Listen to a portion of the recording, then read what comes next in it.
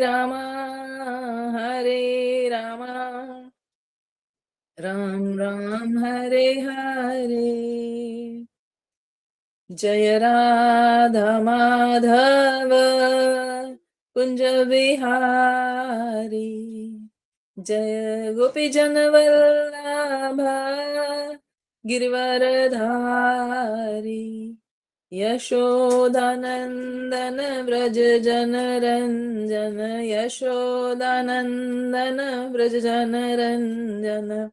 यमुना तीरा वनचारी, जय राधा माधव कुंज विहारी। हरिनाम संकीर्तन की जय।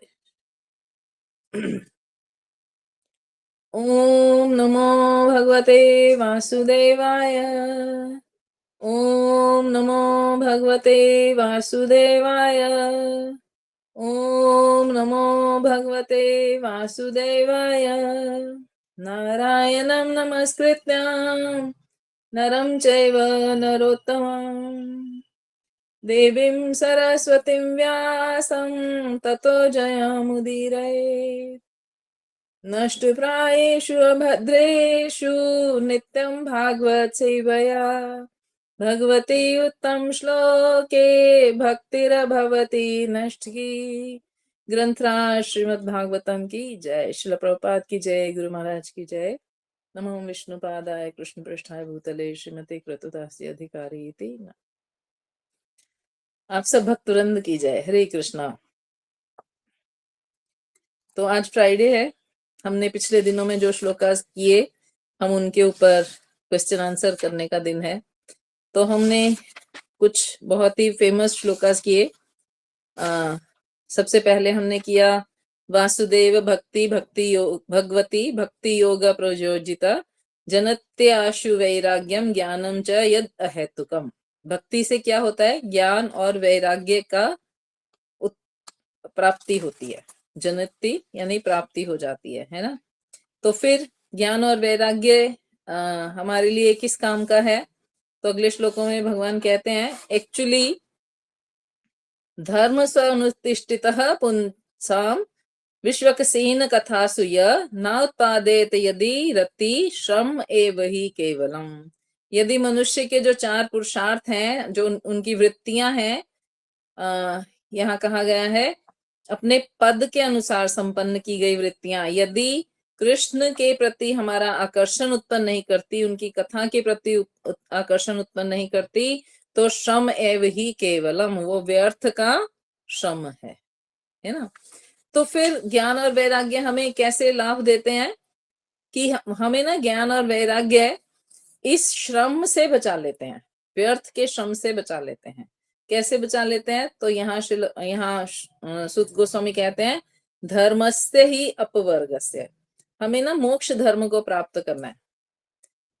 ना अर्थ अर्थायो कल्पते, अगर कोई और लाभ हो उसका तो उसका कोई फायदा नहीं है। तो धर्म से क्या मिलता है? अर्थ मिलता है। परंतु वो अर्थ हम यूज किस लिए करते हैं? कामना पूर्ति के लिए। तो वो कामना भौतिक है तो आपका जीवन व्यर्थ चला जाएगा, और वो कामना आध्यात्मिक है तो आप मोक्ष को प्राप्त कर लोगे। तो धर्मस्य ही अपवर्गस्य ना अर्थ अर्थायो कल्पते।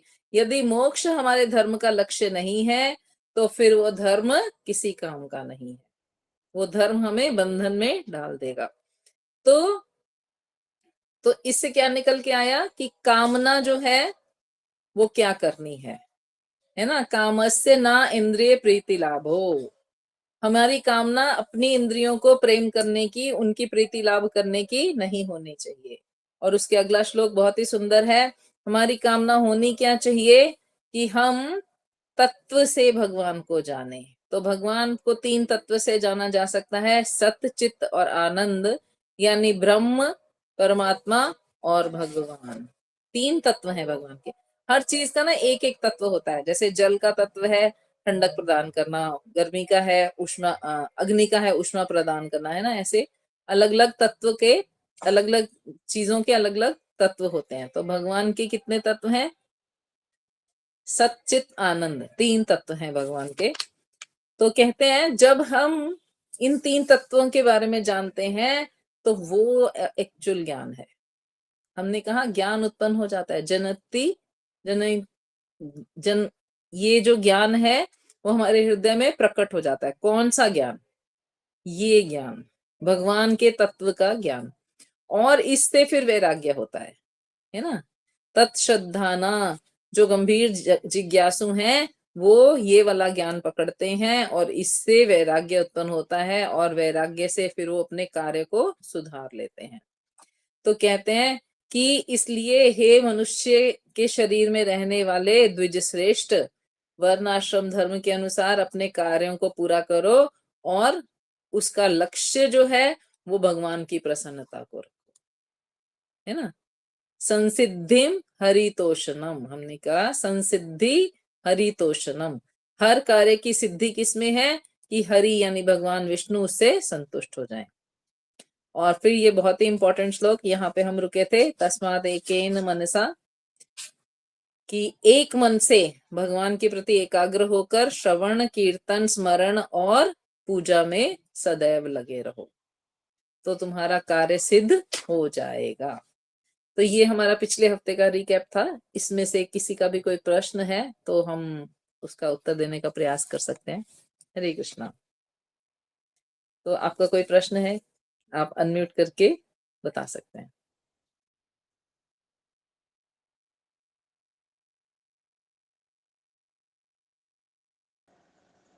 हरे कृष्णा, दंडवत प्रणाम माता जी।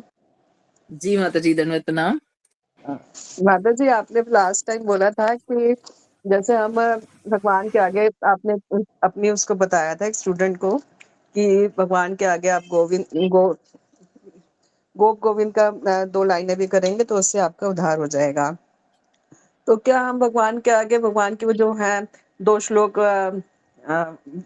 वरा पीड़म और वो जो दूसरा वाला है उसको अगर बोलते हैं तो वो भी बोल सकते हैं या सिर्फ गीत ही बोलना चाहिए हमको? माता जी, मैंने ये इसलिए आपको बताया था कि वो कोई भी सेवा नहीं कर पा रही थी और उनको इस सेवा का बहुत दुख था कि मेरी कोई भी सेवा नहीं हो रही है, तो मैं क्या जी सेवा करूं, मेरे पास टाइम ही नहीं है सेवा करने का। तो फिर उनको बोला था कि सेवा के तौर पर आप भगवान को गीत गोविंद सुनाओ, है ना। तो जी यदि आप माता जी। सेवा के लिए कोई भी श्लोक सुनाते हैं भगवान को तो भगवान को अति जी प्रिय है भगवान की स्तुति के श्लोक, तो भगवान अवश्य ही प्रसन्न होकर आपका प्रेम जो है वो स्वीकार करते हैं। हम जिसकी सेवा करते हैं उसका प्रेम प्राप्त हो जाता है हमें। तो आप जी भगवान को श्लोक सुनाओगे कि भगवान मैं आपसे प्रेम करती हूँ, मैं आपके लिए ये वाला श्लोक गा रही हूँ, तो भगवान प्रसन्न हो जाएंगे बिल्कुल। जी माता जी। माता जी, जी, जैसे वो मेरी डॉटर का बेटा है, वो भगवान के आगे वो एबीसी और काउंटिंग करता है, कोई बात नहीं? उसको भगवान उससे मतलब भी कि प्रसन्न हो जाएंगे कि उसको जो आता है वो तो सुना रहा है ना। और माता सरस्वती ऐसी कृपा करती हैं कि इन्हीं वर्णमाला में तो भगवान के नाम है ना। जी तो माता सरस्वती ऐसी कृपा करेंगी कि वो भगवान के नाम भी गाने लगेगा। आप उसको सिखाएंगे धीरे धीरे तो गाएगा। माता जी, मेरी ग्रैंड डॉटर गाती है भगवान के आगे हरे कृष्ण महामंत्र और भजन भी गाती है। तो जी क्योंकि वो माता जी। सुनती है इसीलिए वो गाती है, तो आप उसके सामने गाएंगे तो वो अवश्य ही वो करेगी। जैसे ही प्रणाम की बारी आती है वो तुरंत लेट के हरे हे कृष्ण करुणा सिंधु बोलना शुरू कर देती है। जी तो जैसे जी नर्सरी राइम बोलते हैं ना, उसको मीनिंग नहीं हाँ पता परंतु वो जी बोलती है। तो आप उसको जी सिखाएंगे धीरे धीरे तो वो सीख जाएंगे और उनका कल्याण हो जाएगा। जी माता जी। हरे कृष्णा, दंडवत जी, प्रणाम। हरे कृष्णा।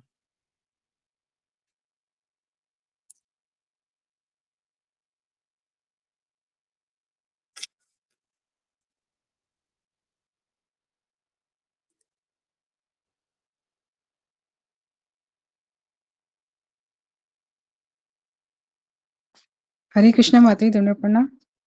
जी माता जी, हरे कृष्णा, दंडवत प्रणाम।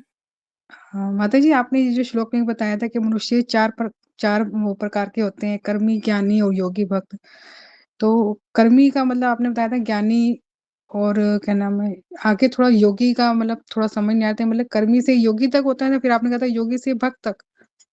थोड़ा इसमें मेरे को एक्सप्लेन चाहिए जो था। कर्मी होते हैं ना माता जी, वो सकाम कर्म, हम कहते हैं कि हम ये कार्य कर रहे हैं ताकि हमारी ये वाली इच्छा पूरी हो जाए, है ना, उनको कहा गया कर्मी। फिर उसके बाद ज्ञानी आते हैं, जिनको ये ज्ञान हो गया कि हमें अपना इच्छा पूर्ति के लिए कार्य नहीं करना, हमें भगवान की प्रसन्नता के लिए करना है। तो वो योगी हो जाते हैं कि भगवान के साथ जुड़ गए और भगवान के लिए कुछ कुछ कर रहे हैं, अच्छे अच्छे कार्य कर रहे हैं। और फिर होते हैं योगी के बाद भक्त। सॉरी, कर्मी के बाद ज्ञानी और ज्ञानी के बाद योगी। योगी जो होते हैं वो अपने आप को समाधि में स्थित करते हैं और वो परमात्मा का दर्शन करते हैं, है ना। तो हर चीज उनकी परमात्मा के साथ जुड़ी रहती है, योग हो जाता है उनका परमात्मा के साथ। और उसके बाद होते हैं भक्त, चौथी कैटेगरी, जो सदैव भगवान की सेवा में लगे रहना चाहते हैं कि हमें भगवान की सेवा करनी है और सेवा करेंगे तो प्रेम प्राप्त होगा, है ना। तो कर्मी का लक्ष्य है उसकी इंद्रिय तृप्ति, ज्ञानी का लक्ष्य है कि उसको सब कुछ पता चल जाना चाहिए, ज्ञान हो जाना चाहिए। योगी का लक्ष्य है कि उसका जो इंद्रियों की जरूरतें हैं वो 0 हो जानी चाहिए। और जो भक्त है, देखो, ना उसको इंद्रिय तृप्ति छोड़नी है भक्त को, ना उसको अज्ञानी रहना है और ना ही उसको भगवान के बिना रहना है। तो तीनों का समावेश, तीनों की जो कमी है ना वो भक्त में गुण बन के आती है। यानी भगवान की इंद्रियों को तुष्ट करता है भक्त, है ना, भगवान के बारे में ज्ञान प्राप्त करता है तो ब्रह्म ज्योति वाला वो ज्ञानी भी हो गया, और हमेशा भगवान की सेवा में लगा रहता है तो योगी भी हो गया। तो भक्त जो है ना वो कर्मी, ज्ञानी और योगी तीनों से बेटर है, क्योंकि वो तीनों का कॉम्बिनेशन है और पॉजिटिव सेंस में। क्लियर हुआ माता जी? जी माता जी। माता जी, इसी में आपने भी ये भी बताया था कि मतलब भागवतम का मतलब इसी से भागवतम का भी मतलब मतलब जिसमें प्रसन्न का क्या कहते हैं, आपने कुछ बोला था, थोड़ा मैंने लिखा हुआ है श्रीमद् भागवतम में। भागवतम हमें सकाम कर्मी से भक्त तक ले जाती है माता जी। भागवतम है, जो भागवतम को रीड करते हैं, तो कोई भी इच्छा करके भागवतम को रीड करना शुरू करें, परंतु भगवान की कृपा से भागवत हमें इतना शुद्ध कर देती है कि हम ब्रह्म ज्योति, परमात्मा और भगवान तीनों एस्पेक्ट्स को समझकर उनके ऊपर खरा निकल सकते हैं। तो एकमात्र भागवतम ही ऐसा ग्रंथ है जो हम इन तीनों से ऊपर ले जाती है। जी माता जी। जी माता जी, हरे कृष्णा। थैंक यू माता जी। धन्यवाद हरे कृष्ण माता जी। माता जी। धन्यवाद।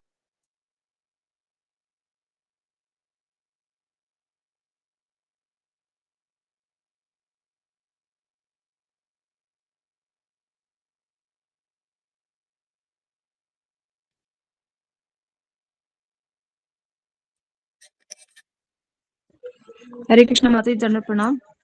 धन्यवाद माता जी। माता जी, जैसे जितने मुनियों ने प्रश्न किए हैं सारे, वो सारे मतलब हम लोगों के लिए, मतलब भौतिकता में फंसे लोगों के लिए प्रश्न किए हैं। तो मतलब कि भागवतम जो है वो बेसिकली हम लोगों के लिए बनाए गए, जिनको पता कि ये आगे कलयुगी लोग जो है उनका कुछ भी नहीं हो सकेगा, तो स्पेशली उन लोगों के लिए ही भागवतम रची जा रही है। ऐसा लग रहा है मुझे कि हमारे उद्धार के लिए, कि सारे क्वेश्चंस रिलेट हो रहे हैं कि जो कुछ भी नहीं कर सकेंगे तो वो ये कर सकते हैं, और उनको भगवान की अपनी इंद्रिय तृप्ति को छोड़ के भगवान प्रसन्न करने की भी चेष्टा में लगे रहना चाहिए। क्योंकि वो लोग तो जो पहले थे, वो तो मुनि लोग, तो वो तो सब कुछ करते थे, लेकिन वो मतलब कलयुगी जो हम जैसे लोग हैं, उन लोगों के लिए ही ज्यादा एक्सप्लेन करा गया ना इसमें।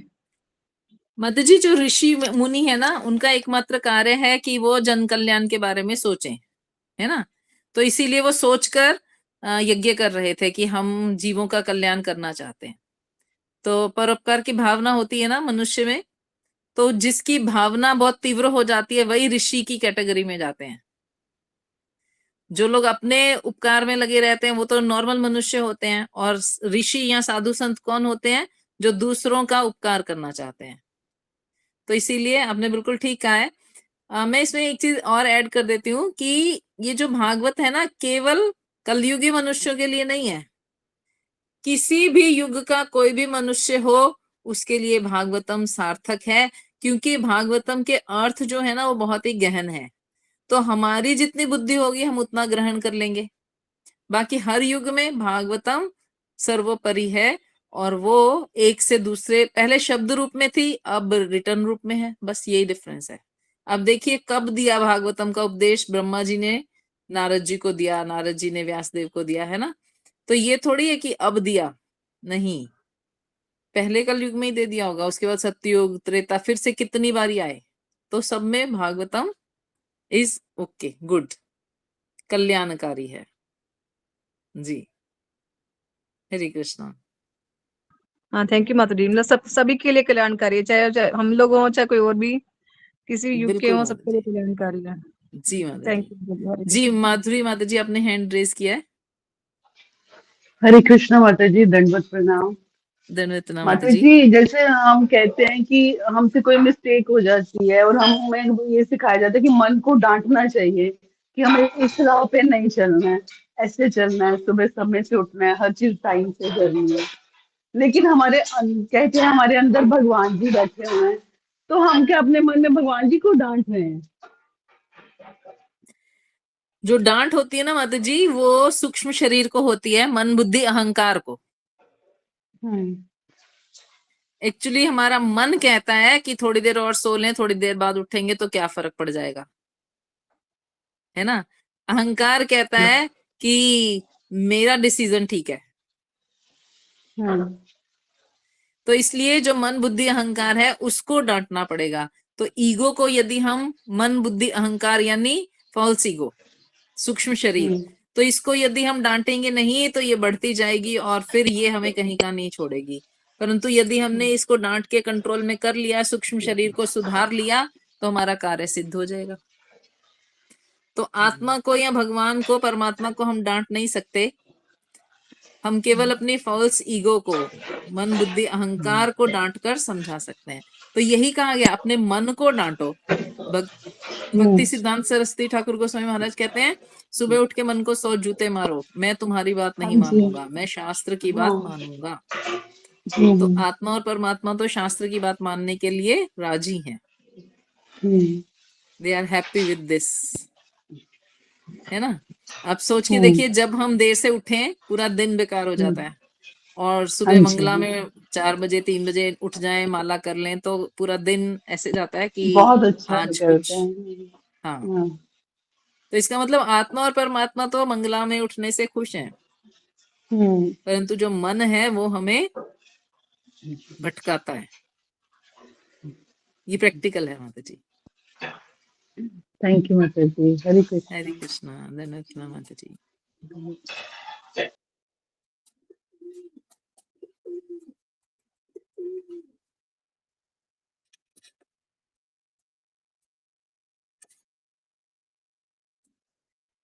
तो किसी का और कोई प्रश्न नहीं है? हमारे पास 5 मिनट है। हम ये वाला श्लोक करना चाहते थे कंप्लीट दोबारा से। तस्मात् एकेन मनसा भगवान सात्वतां पतिः श्रोतव्यः कीर्तितव्यः च ध्येय पूज्यश्च नित्यदा।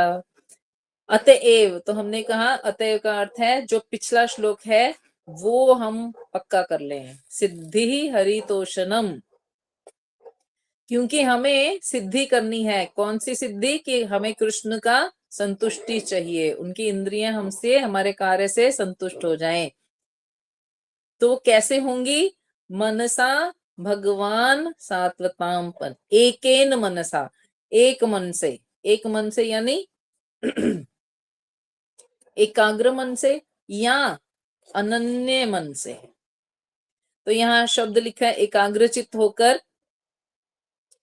तो एकाग्रचित हम कैसे होंगे? हम कहेंगे हमारा मन तो भटकता रहता है। तो यहाँ दूसरा शब्द जो है वो बहुत ही सुंदर है, अनन्य मन से। हमारे मन में कृष्ण का ही स्थान होना चाहिए। तो कृष्ण को प्रसन्न करने की एकमात्र इच्छा होने से क्या हो जाएंगे? हम एकाग्र हो जाएंगे। ये बहुत इंपॉर्टेंट है। हम किस किस को प्रसन्न करना चाहते हैं? हम अपने मन को प्रसन्न करना चाहते हैं, हम अपने अहंकार को प्रसन्न करना चाहते हैं, हम अपने शरीर के संबंधियों को प्रसन्न करना चाहते हैं। कई बार हमारा कहीं जाने का मन नहीं होता, हम कहते हैं वो व्यक्ति बुरा मान जाएगा, उसकी प्रसन्नता के लिए हम चले जाते हैं।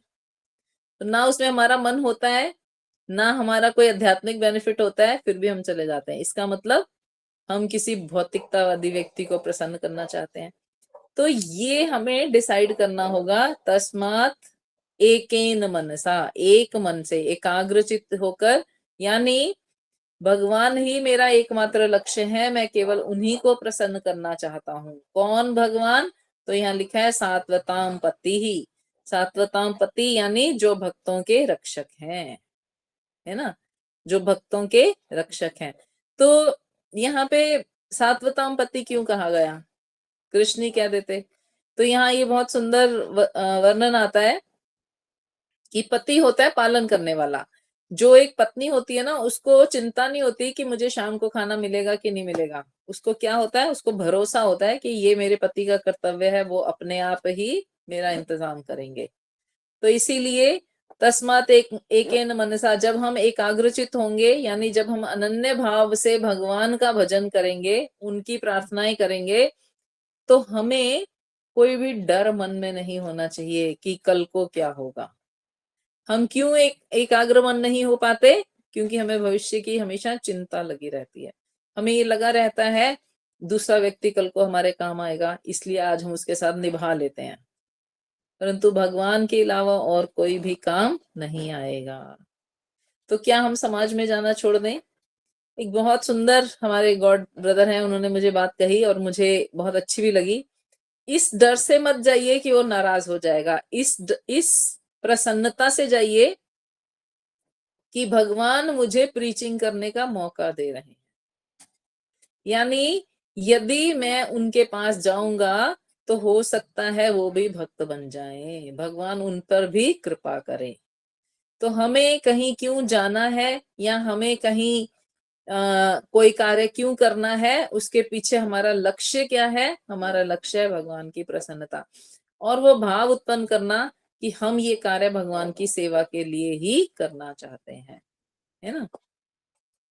तो तस्मात एकेन मनसा भगवान सात्वताम पति, वो भगवान जो भक्तों के रक्षक हैं, उनकी क्या करना है? श्रोतव्य, कीर्तितव्य, ध्येय और पूजा, 4 कार्य करने हैं। उनके बारे में सुनना है, उनके बारे में कीर्तन करना है और उनके बारे में ध्यान करना है। और फिर जब हमारी निष्ठा प्रगाढ़ हो जाए, हमारी श्रद्धा इतनी दृढ़ हो जाए, तो उनकी पूजा करनी है। तो यदि हम ये 4 कार्य ठीक से करेंगे तो हमारा कार्य सिद्ध हो जाएगा, हमारे मनुष्य जीवन का जो लक्ष्य है वो हमें प्राप्त हो जाएगा। तो इसलिए जो सवाल था हमारे मनुष्य जीवन का लक्ष्य क्या है, हमें क्या करना चाहिए, उसका उत्तर यहाँ पे कंक्लूड हो गया है। 119 में जो प्रश्न था, सॉरी 119 में जो प्रश्न था, उसमें ये उत्तर आ गया है। तो यहाँ पे हमें समझना क्या है? प्रश्न बहुत इंपॉर्टेंट है। मेरे जीवन का लक्ष्य क्या है? सिद्धिम हरि तोषणम, ये मेरे जीवन का लक्ष्य है। किसी भी मनुष्य शरीर का लक्ष्य क्या है? सिद्धिम संसिद्धिम हरितोषणम। जैसे कोई मनुष्य शरीर में जीवात्मा आती है तो उसका एकमात्र लक्ष्य है कि वो भगवान की प्रसन्नता के लिए कार्य करे। और वो क्या करे? वो एकाग्र मन से भगवान के बारे में सुने।